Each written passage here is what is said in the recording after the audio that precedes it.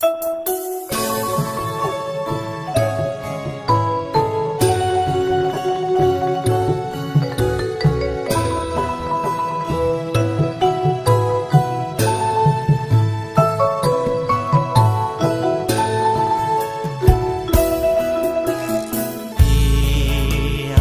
ป็นดวงสุริ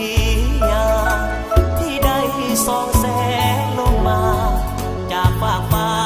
สู่โลกแดนดินปัดเป่าเผาล้นความมืดมนและหอยมนทินให้ปวงชนลาวทั่วถิ่นสื่อชีวิตทั่วแดนนานา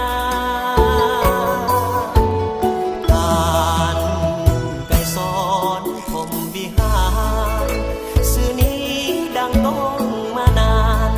ให้ลูกหลานเธอทูลเลื่อยมาท่านคือผู้นั้นที่องค์อาจปราดเปรื่องปีศาจนำเอาแสงสีทองแงงกา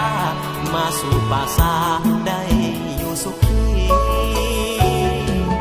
เถิดว่าท่านจากไปบ่หวนคืนมาแต่ความดีฟังใจประสาโบเรือลามองเศร้าเก่าสีคงอยู่ผู้ลาสาวภาษาสัวนาตาบีเป็นขวัญใจภาษาลังผู้ชีวิตสัวกาลนาลู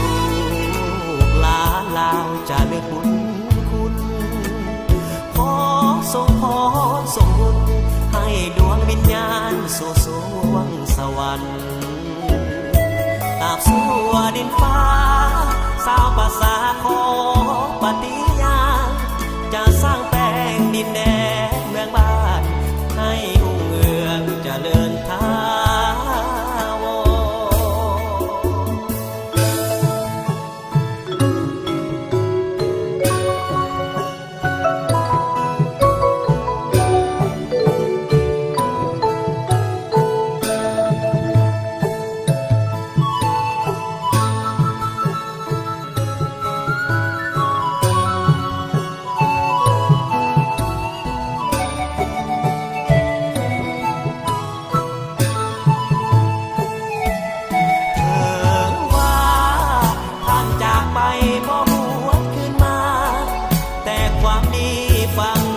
รภาษา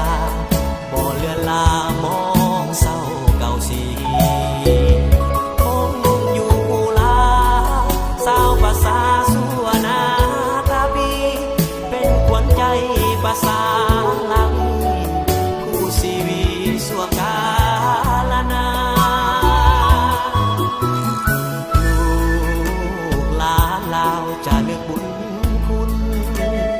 ขอส่งพรส่งบุญให้ดวงวิญญาณสู่สวงสวรรค์ตราบสู่ดินฟ้าสาวภาษาขอปฏิ